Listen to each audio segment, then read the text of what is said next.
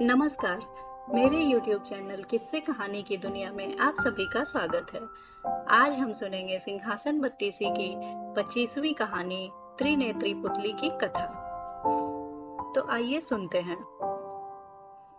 एक के बाद एक करके लगभग 24 पुतलियों ने राजा भोज को महाराज विक्रमादित्य की कहानी के जरिए 24 गुणों के बारे में बता दिया था, जिसे जानकर वह बहुत हर्षित हुए।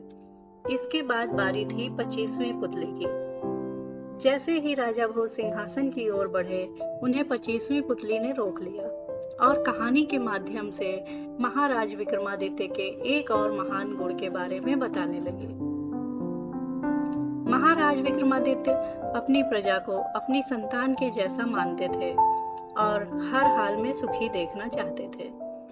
इस कारण वे वेश बदलकर अक्सर नगर में घूमते और प्रजा के दुखों को जानकर उसे नीति के अनुसार दूर करने की कोशिश करते थे। शायद यही कारण था कि महाराज विक्रमादित्य की प्रजा सुखी और संपन्न थी। उनकी प्रजा में एक ब्राह्मण और एक भाट का परिवार ऐसा भी था जो कि बहुत गरीब था, लेकिन कभी भी उन्होंने कोई शिकायत नहीं की और जितना मिला उतने में संतोष करके रहते थे। वे और लोगों के जैसे राजा के पास कभी भी अपना दुखड़ा लेकर नहीं गए। उनका मानना था कि उन्हें भगवान ने जो जरूरत के हिसाब से पर्याप्त अन्न और धन दिया है।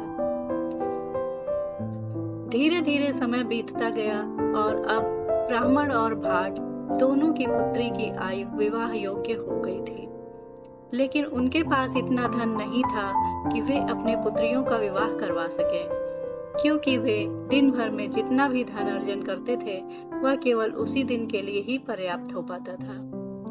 दोनों की पत्नियों ने अपने अपने पति के सामने पुत्रियों के विवाह की और अपर्याप्त धन की बात कही। भाट ने कहा, जब भगवान ने संतान दी है तो इसके भविष्य के बारे में भी वही कुछ करेगा। उधर ब्राह्मण ने कहा कि थोड़ा समय दो, कुछ न कुछ हो जाएगा, लेकिन दोनों की स्थिति पहले किए जैसी ही रही। एक दिन भाट ने विचार किया कि ऐसा कुछ भी नहीं होने वाला है, मैं दूसरे देश जाकर वहां से धन कमाकर लाऊंगा।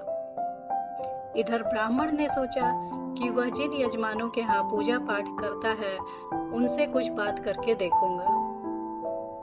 भाट ने दूसरे दिन ही गमन कर दिया और कई देशों में जाकर सेठ, राजा, महाराजाओं को अपने नाटक और मजाकिया बातों से हंसा हंसाकर खूब खुश किया और बदले में उन्होंने भाट को बहुत सारा धन उपहार के रूप में भेंट दिया। जब पुत्री के विवाह के लिए धन इकट्ठा हो गया, तब उसने अपने राज्य की ओर प्रस्थान किया, लेकिन पता नहीं कैसे मार्ग में 4 लुटेरों को उसके धन की भनक लग गई और उसे लूट लिया। वह निराश खाली हाथ घर आ गया और अपनी पत्नी से कहा कि मैंने पूरा प्रयास किया, लेकिन शायद भगवान को यही मंजूर था। अब वो ही पुत्री के विवाह की व्यवस्था करेगा। तब दुख और गुस्से के आवेश में पत्नी ने कहा, तुम तो ऐसे बोल रहे हो जैसे भगवान राजा विक्रमादित्य को सपने में कहेगा हमारी मदद करने के लिए। भाट ने कहा, क्या मालूम ऐसा ही हो। महाराज विक्रमादित्य ने भाट की बात सुन ली और हंसते हुए आगे बढ़ गए। वहीं दूसरी ओर ब्राह्मण ने भी अपने यजमानों से घुमा फिराकर धन की बात की, लेकिन किसी ने भी उसकी बात पर गौर नहीं किया और वह भी खाली हाथ अपने घर वापस आ गया और अपनी पत्नी को सारी बात बता दी। तब पत्नी ने कहा कि अब भगवान कुछ नहीं करने वाले, आप कल महाराज विक्रमादित्य के पास जाकर उनसे ही मदद की गुहार करो। तब ब्राह्मण ने कहा, मैं ऐसा ही करूंगा और कल ही महाराज विक्रमादित्य से मदद की प्रार्थना करूंगा।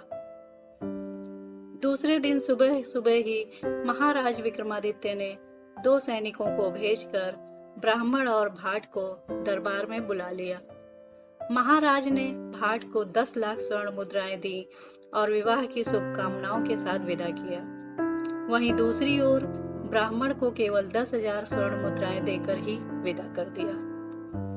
तब महाराज से एक दरबारी ने पूछा, कि महाराज, आपने दोनों में भेदभाव क्यों किया? महाराज ने उसकी बात सुनकर कहा कि भाट ऊंची जाति का न होकर भी भगवान पर भरोसा रखता था और उसने मुझे भगवान का प्रतिनिधि बनाया था। वहीं ब्राह्मण को भगवान के ऊपर पूरा भरोसा नहीं था और उसने मुझे भगवान के स्थान पर मुझ पर भरोसा किया, इसीलिए मैंने उसकी इंसान के जैसे ही मदद की। दरबारी ने महाराज की नीति पूर्वक की गई मदद की प्रशंसा की और अपने स्थान पर बैठ गया। इतना कहकर 25वीं पुतली ने राजा भोज से कहा, कहो राजन, क्या आपके अंदर भी महाराज विक्रमादित्य के जैसे ही नीति से दूसरों की मदद करने वाला गुण मौजूद है? यह सुनकर राजा भोज ने अपना सिर नीचे कर लिया और 25वीं पुतली भी अन्य पुतलियों के जैसे ही वहां से उड़ गई। दोस्तों, इस कहानी से हमें यह सीख मिलती है कि हमें न सिर्फ न्याय बल्कि दूसरों की मदद भी नीति से करना चाहिए, जिससे वह हमारे द्वारा दी गई मदद का गलत फायदा न उठा ले। दोस्तों, यदि मेरी कहानी आपको पसंद आ रही हो तो लाइक और सब्सक्राइब करें और बेल आइकन जरूर प्रेस करें, जिससे मेरे द्वारा सुनाई गई कहानी आप तक आसानी से पहुंचती रहे। धन्यवाद। मिलते हैं अगली कहानी में।